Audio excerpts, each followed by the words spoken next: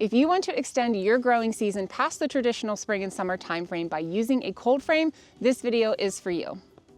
I love cold frame raised beds, but honestly, they're really expensive and a lot of them are made out of wood, so they're going to degrade over time. So this video shows you how to make your own super simple and affordable cold frame bed topper using PVC pipe and clear plastic. I'm Brittany from By Brittany Goldwyn. I post videos about plants and projects, and I love helping people get over obstacles to growing their own food and gardens. So let's jump into this tutorial. So this is the bed we are working with today. This is a Vago kids bed. But it doesn't have to be a kid's bed. You can grow anything in it. It's a really great size bed. And this bed it has rounded corners around it, so I won't be able to take the entire size of the bed to use for the measurements for my cold frame topper. So what I'm going to do is take measurements from kind of like where I would create a rectangle inside of this, if that makes sense. So we won't be getting the very outside of the bed covered by the cold frame, but we will be getting the majority of the bed covered by the cold frame. To get started, I am cutting down 1/2 inch PVC pipe to the measurements that I took from my gardening bed, which are 32 inches by 20 inches. So I will cut 2 32-inch pieces and 2 20-inch pieces. Now, since the bed is fairly small, I was comfortable using 1/2 inch PVC. You can see it's pretty sturdy.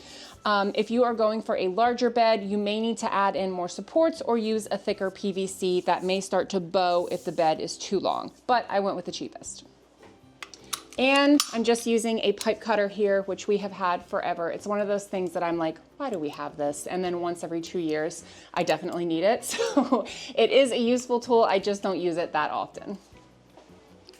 So to cut this, you essentially just keep tightening it around the PVC until you reach kind of where it fits pretty snug, and then it'll cut down into it. So now I'm not even holding it, so it has started cutting the pipe. This is the second one, and then the third or fourth one should end up doing a clean cut off the end there. So very handy. Now, after you cut all 4 of those pieces, you are going to put them together to make the main rectangle that will be on top. So you connect these using these joint pieces, which I honestly can't remember what they're called, but they have spaces coming out to the side and then one on the bottom where you will put the stakes that hold this up. So one thing when you are shopping for these joints, I think they're right angle elbow joints, make sure that you get the ones that have slips in all 3 sides. So I'll show you what that means. Now, when you're looking at the plumbing pieces, you'll see that some of them have threads and some have slips. So this is what a slip looks like. It's completely thread free. You can stick the pipe right into it. Now, some of these will have threads on one of them and slips on others. You want your pieces to have all slips because you're not working with any threaded pipes. And if you get connector pieces that have threaded ends on them, your PVC pipes will not fit in them. The next step is to bring that frame up and set it on your garden bed to make sure it fits exactly where you want it to fit.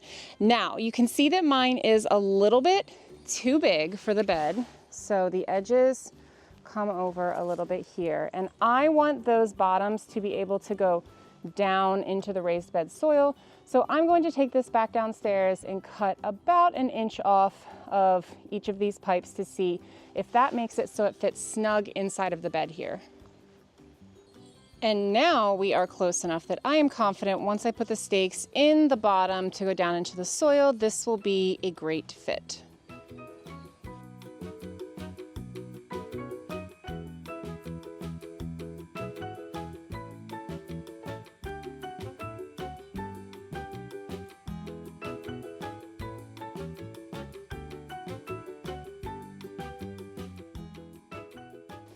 So after we've cut all of these to size, we want to stick them down into those open slips. And then, since they're pipes and they're hollow, I thought, well, these will probably get pretty caked with soil if I stick them down in the bed. So I also picked up 4 pipe caps, 1/2 inch pipe caps. These are super cheap, so I figured why not add them. And they fit very snug onto the ends here. So I just thought that would be a nice way to prevent too much soil from caking in there and make it easier to rinse them off at the end of the season so that I could store them for next year. So this is what it looks like when it's done. Now, it isn't super stable, just, you know, standing here by itself, but since I want to put it so far down into the soil until about here, I'm kind of banking on that stabilizing it a lot because it won't be wobbling so much. The wobble potential will start about here. Now, if you are making a bigger one or you find that this is not sufficient for what you're doing, you could always use a T-joint like this, cut these pieces, put them here and here, and then run a piece in here. So that will help stabilize it a little bit so that when you put the plastic on top of this frame, you have less weight right in here, especially if it's raining or snowing. Generally, I don't find that's an issue for things this big, but it is an option, and I have it, so I'm considering trying this out and seeing how it does. We don't get a ton of snow here, so it's not really a big deal, but if you are making a bigger cold frame or you get a lot of adverse weather in the winter, you may want to consider adding 2 T-joints and then running a pipe in between here on the long side just to further stabilize this middle. All right, and now it is time to put this bad boy in place. So I am going to just gently push it down in here until it's roughly even. This is much more stable. It is super windy out right now and it's not budging.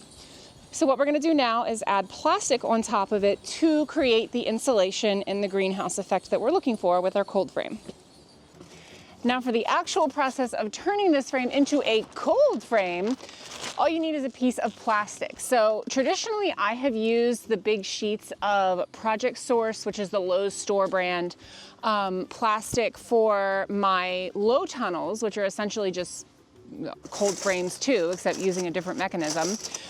They are a little bit more opaque than I would like, but they work just fine, and I hold down the plastic to the ground using just a bunch of big rocks that I've collected from around the yard and whatnot. For this one, I ordered some plastic online that I will link below, which I only did that because I ran out of my cheaper Project Source stuff. This is a little bit more expensive, but it is also a lot more clear. So I'm hoping that that is helpful for the plants. And instead of cutting the plastic all the way down to the ground and weighing it down with rocks, I'm going to be using these clips, which are specifically designed for fitting onto PVC pipe. So I've already cut my plastic down to size so that you all did not have to watch me battling it on a somewhat windy day today.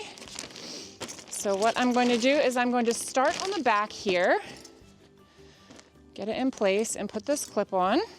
And I have a lot of clips and I don't have any other PVC cold frames right now, so I'm just gonna go ahead and probably go a little overboard here.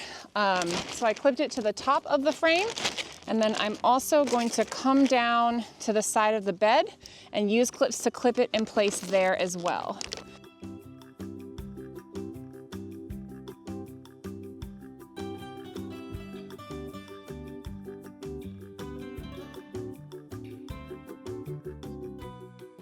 All right, let's take a look at our finished cold frame. Here it is, looking pretty good. I can already see some condensation forming on the inside of this plastic from the heat and the moisture of the sun. Even though it is 30 degrees out right now, the sun is shining bright, and that's going to help heat things up here. Now, certainly the PVC frame is going to last a lot longer than a wooden frame cold box would. I love how they look, but I just like to avoid wooden beds because no matter what I do, they are going to deteriorate over time. And the plastic has a more infinite life, but if you take care of it and the weather isn't too crazy where you're at, you should be able to get more than one season out of it. Oh, and snow, since this does not have any sort of slope on it, we didn't get any snow last year. We've gotten a lot this year. So every time it has snowed, I have come out and just brushed it off of my existing low tunnels when I, shovel and clean off the cars and stuff. So I'll do the same for this. It was just so much cheaper to go with a design that didn't have a bunch of connectors and had a square frame. And that about wraps it up. I'll do a video checking in on all of my low tunnels and cold frames as we get a little bit later into winter. But until then, happy planting.